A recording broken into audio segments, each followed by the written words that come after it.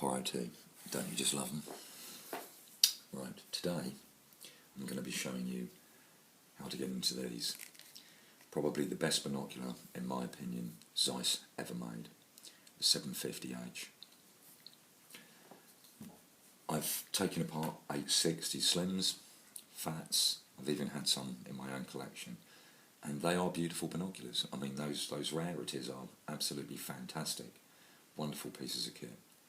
But to my mind, these are probably the best I think Zeiss ever made.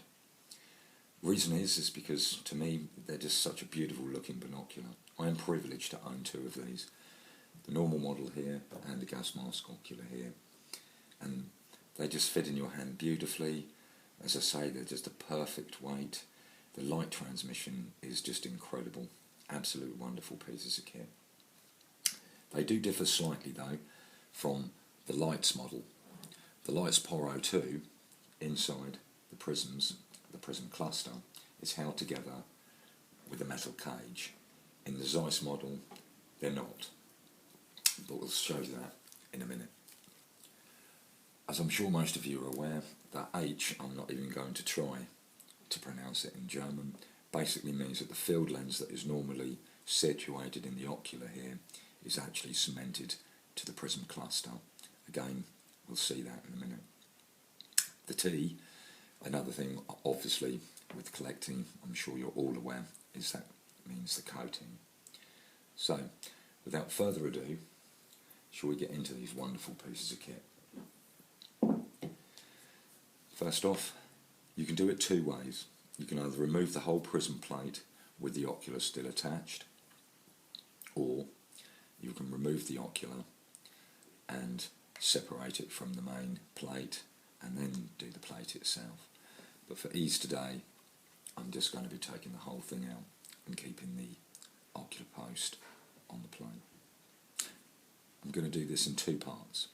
First time I'll actually show you how to remove this, and then on the second video what we find inside and how to deal with that. So, here we go.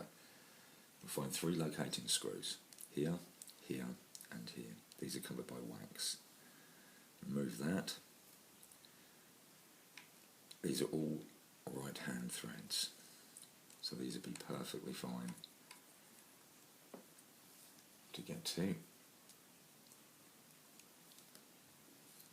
Again, as in the other videos, choose a screwdriver that is a nice snug fit. These are right hand, as I say, so turning them out, going anti-clockwise, turning them back in, going clockwise, and out they come.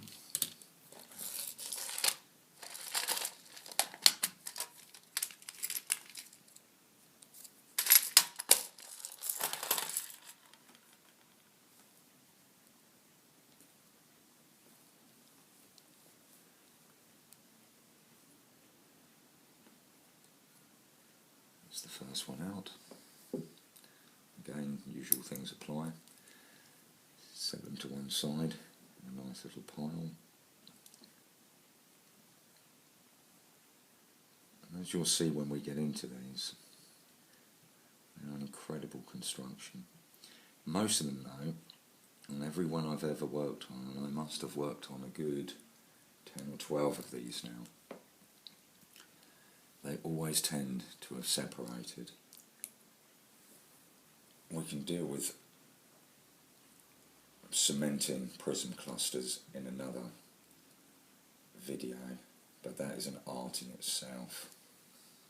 So, we have now removed all three of these. Same thing applies.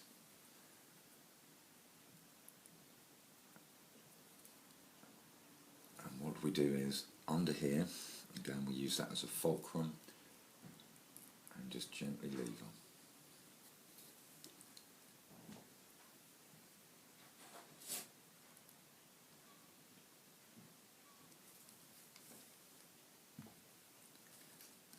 And that's what you've got.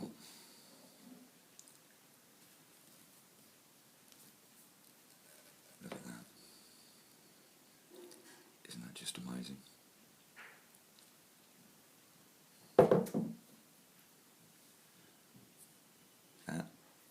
is your prism plate and your ocular. Now you can actually see what I was saying. This is where your normal field lens goes, and you will see that on your 6x30s, on all your 7x50s, your 10x50s, etc. And your H model is actually glued to the prism cluster.